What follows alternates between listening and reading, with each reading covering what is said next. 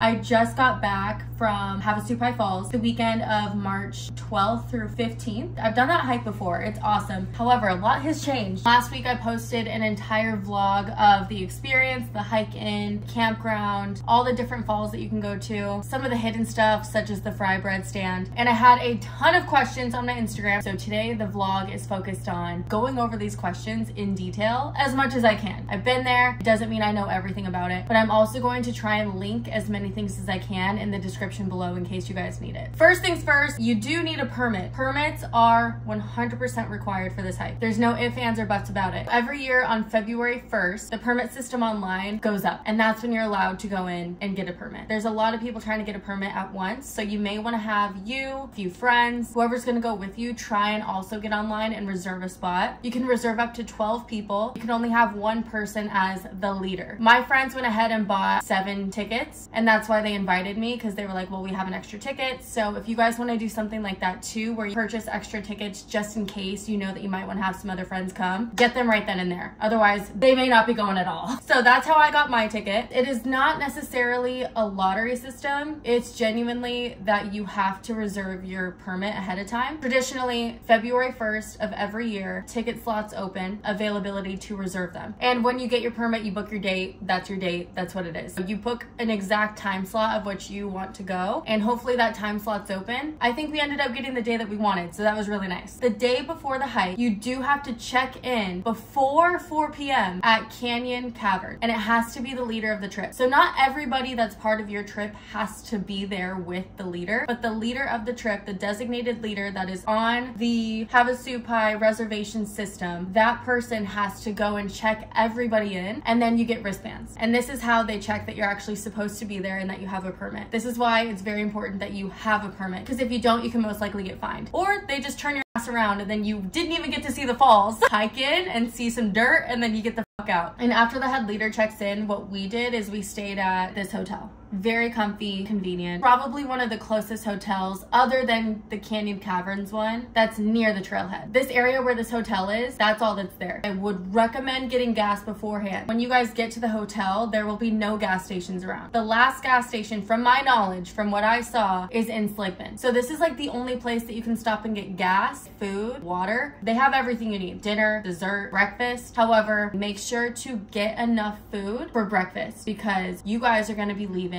super fucking early the next morning. And here's why. So you get to your hotel, make sure to pack your bag that night in the hotel. Oh, and also look at the hiking list in the description below. It gives you everything that you need, all the practical things. Nothing is impractical on there. It is made for the time of year that I went. Get your bag ready to go. That way, the second you get in the car and the second you get to the trailhead, you're good. You don't have to fiddle around with anything. You can just hit the trail, get going. Get to bed early, make sure you hydrate, wake up before the crack of dawn. You want to be hitting the road before the sun gets going. And it depends on the time of year. We went in May. We woke up at 4 a.m., left by 5 a.m. When you're in this area where the hotels are, you still have an hour drive to the trailhead. Like I said, get some extra food for the morning for your breakfast. You're gonna need some food, because the second you wake up in that hotel, they're not open. You're not gonna get food there. Breakfast is closed. So make sure to take some extra food with you somehow, whether you get it in Sligman, whatever, and then you head out on the road. That is the introduction to permits and the introduction into getting to the trailhead. Now we're gonna move on to the mules. Yes, you can purchase a mule. My friends did purchase a mule, and I did use it. I'm sorry. To purchase a mule, you're gonna have to reserve your mule. You reserve it ahead of time. I'll put the link below, and it is $400 per mule. This also includes 4 bags, duffel bags. You have to provide your own bags. When the mule is walking, the ropes can potentially rope burn through whatever it's holding on to. Don't use any nice luggage. Just get something more durable so that when the rope is roping,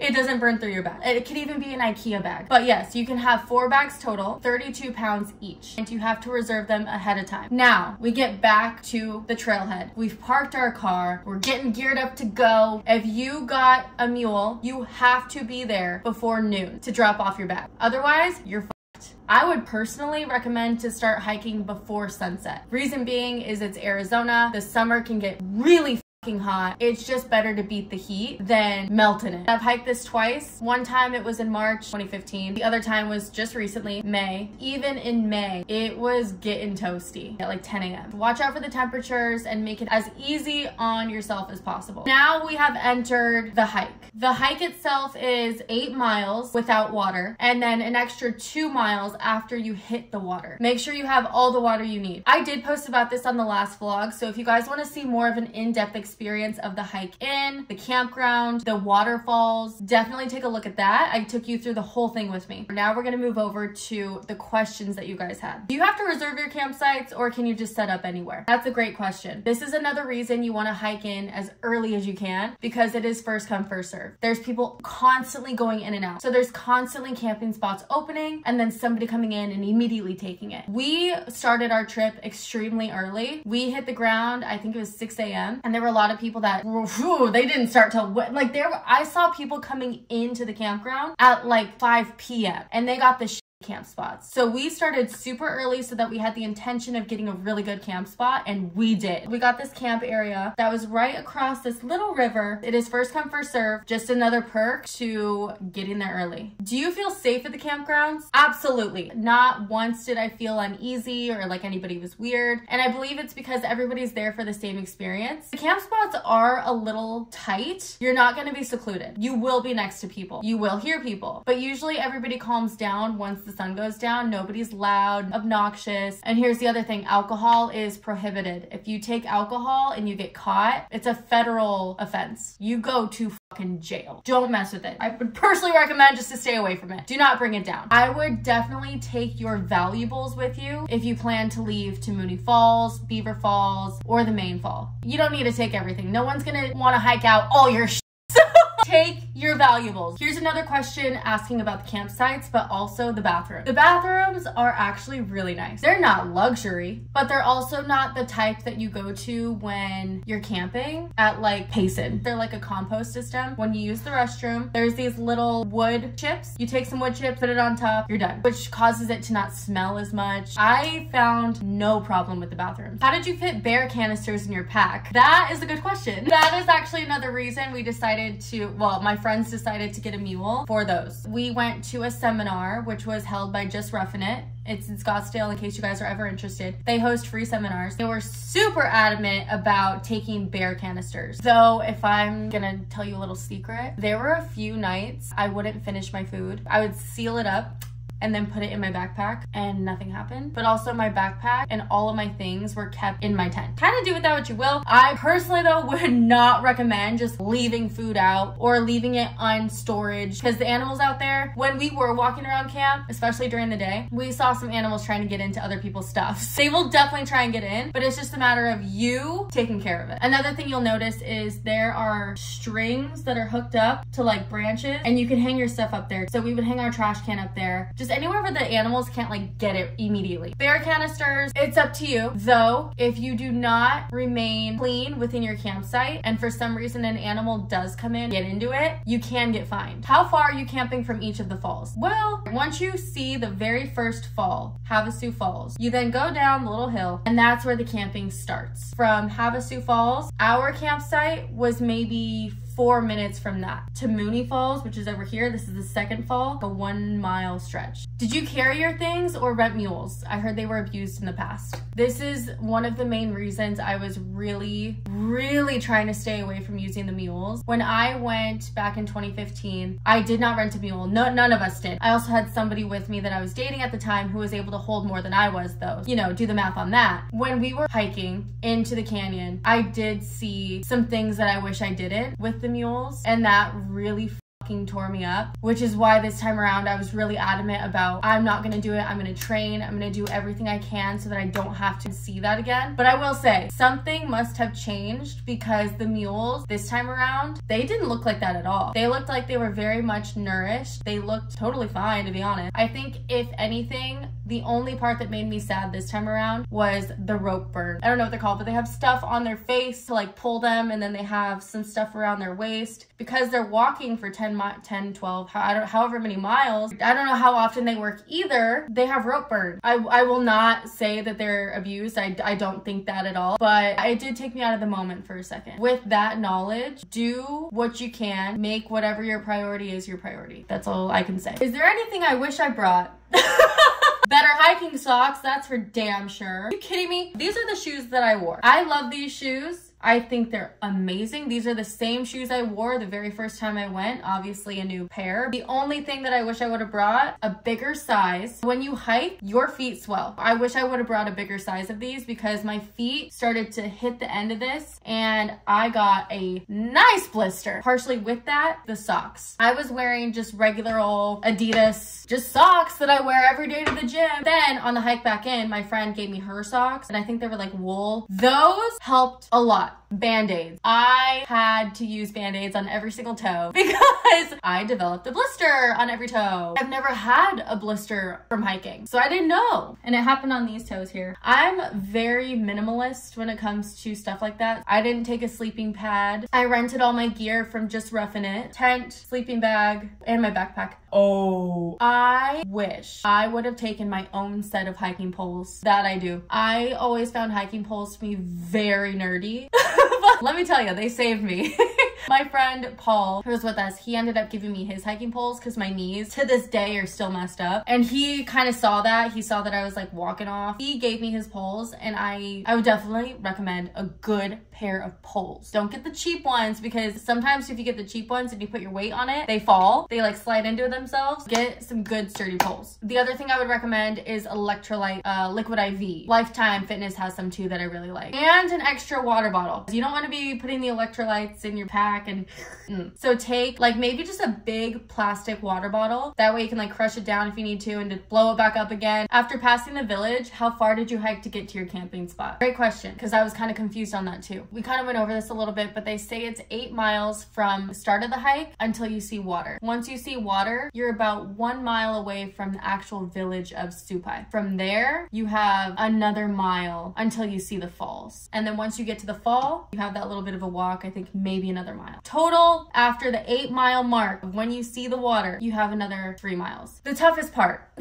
You would not think this at all, but it is from the moment you get to that village until you get to your campground. Because the sand, it is like you take 2 steps forward and 1 step back. It's getting in there. Everyone, their shoes, it was like I was in the Mummy. You take your shoe off and there was sand everywhere. Your shoes are getting full of sand. Feet are already kind of hurting. You're already kind of tired. It's like quicksand. If you guys are training for this hike, which I would definitely recommend to train for this hike, I would do extended walks, add weight to your pack over time. If you can, take some walks in the sand with your pack. Like just really train yourself and your muscles to get used to that motion. You'll be good to go. Do you need a truck to get to the trail? No. It's a road. It's a full-on road. But along the road, there's a lot of cows. It's a very barren area. People are just kind of going fast. Keep an eye out because the road is very hilly. We had to stop maybe 3 times because cows just all of a sudden appeared in the middle of the road and they were big cows. Yeah, you can get there. You can take a car. You can take a motorcycle for all I care. You can take whatever you want, but keep an eye out for cows. Would you say it's worth the ever-increasing cost to do this hike? Yeah, I would. Listen, I just talked about this on my stories today. I'm trying to go to Palm Springs and a 1-night stay at a hotel that used to be like a Super 8 that just got renovated is alone $400 a night. To book something for 4 days, 3 nights as an experience that you may not ever do again in your lifetime, absolutely. I believe that this is worth it, especially because not many people will be able to ever experience this in their life. If you have any inkling of wanting to do this, absolutely, I would do it. I did post a little bit about the experience on my Instagram, and one of the questions was, is the ladder and chain part of the hike avoidable? No. The first fall that you get to is Havasupai Falls. That one, yeah, you just hike in, you see it, chill. There is no extra needed anything. You could do that and be just fine. However, if you want to get to Mooney Falls, the chain chain is not avoidable. You have to go down the tunnel, you have to go down the chain, and it is probably one of the most terrifying experiences I ever had, and I think it's because I wasn't fully prepared. I have done this hike before. When I went that last time, I think the person I was with gave me a pair of gloves to use, and I think that's why I don't remember it being so terrifying. This time around, I didn't have gloves. My hands were so slippery that I felt as though any moment I might just let go and then I'm gonna fall back and I'm done. Definitely take gloves. You will see a ton of people, unfortunately, this is part of the problem. They leave their gloves there for other people to use. There are so many gloves, it was nuts. At this point, you're just littering. Yeah, if you want to, you can totally just pick up a pair of gloves there.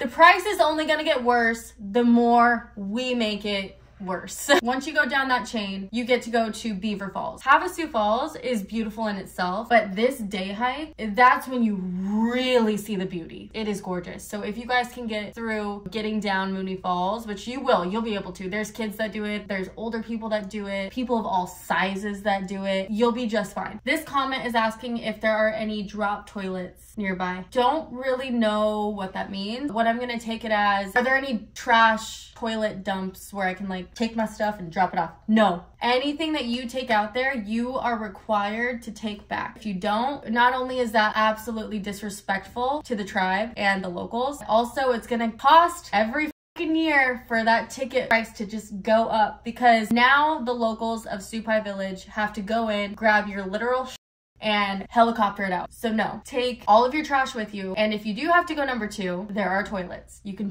totally use the toilet. They usually have toilet paper there too, but also just in case, take your own toilet paper. There's no need for you to grab your and walk around with it. I already answered the second half of that question, so we're good on that. Those are the majority of the questions you guys had. I'm trying to think if there's any more. Here are some tips just based off of my experience. Take some games, especially if you're in a group. You might want to play some games at night. We played Yahtzee, cards. Take a headlamp. You're gonna want one of those at night because it's pretty dark down there. The sun does go down relatively early, and take a little lantern with you if you want. Campfires are not allowed. Just because if everyone's doing a campfire, you guys are in the middle of a canyon that's pretty tight knit, there's gonna be a lot of smoke. The dessert. Most of the food that I took was from Peak 2, and they have these desserts. The berry cobbler, insane. Probably take some more snacks than you think you need. This is also a trip where you don't need to be on a diet. Like, don't worry about that. You're gonna burn it off just fine, trust me. Take anything. I took some paydays and I got made fun of for it. Anything that your body can easily use for fuel just very quickly, take it. This is the perfect opportunity to choose gluttony. I ate my heart out. Make sure to take cash with you. Supai Village does have food, so you guys can get like chicken fingers and hot dogs, sodas. I can't for sure say that when you guys go that this is gonna be there. Above the very first waterfall, there is a little stand and they have fry bread. They take cash only. That fry bread is so good. When I first planned this trip, I told myself I was only gonna wear tank tops and shorts, and that's totally fine. Even in the summer, your pack is so heavy that it's gonna be rubbing pack to skin. You can develop some like rashes, burns. Even in the summer, I would definitely recommend taking at least a t-shirt. I took a breathable long sleeve just so that when you have your pack on, it's not rubbing up on you. Again, when you guys plan to head out from Havasupai back home, I would leave very early. And if you have a mule, you are required to have your bag at the mule spot no later than 7 a.m. Otherwise, you're and you're gonna have to take your bag with you, or you're gonna have to leave it there. Oh, and here's another thing, the helicopter. The helicopter is definitely an option. However, I wouldn't rely on it. They do not care about you. They're not gonna put you as priority just because you paid $100 to get on it. They're gonna do everything else that they need to do before they take care of you. So you could be there for 2 hours. You could be there for 8 hours. You may not even get out that night, but if it's your only way out, obviously, do what you gotta do. Like I said, I'm gonna put all this stuff in the description below in case you guys need it. I hope I answered everything that I could, and if you guys do have any other questions on it, like I said, I made a vlog last week. I take you with me through the whole experience. I probably answer a lot more questions on there too, which is why I didn't go over it on this vlog, but I'll link that again in the description so you guys don't have to like filter and find it or anything. My name is Andrea Blake. I am sharing my life living in Arizona. I've lived here my entire life. I grew up in Mesa. I've lived in Tucson. I now live in Scottsdale. If you guys want to follow along, I would love that. You guys can also find me on Instagram and TikTok at Southwest Sampler, always sharing different experiences in the Southwest. I have my surgery coming up next week, which I'm excited to share. And if you guys don't know what I'm talking about, I am getting a Brazilian butt lift. And I actually purposely planned it for after this hike. Yes, we're doing liposuction fat transfer, and that is happening next week. So I will be starting to share that journey next week. In that case, I will see you guys then. Goodbye.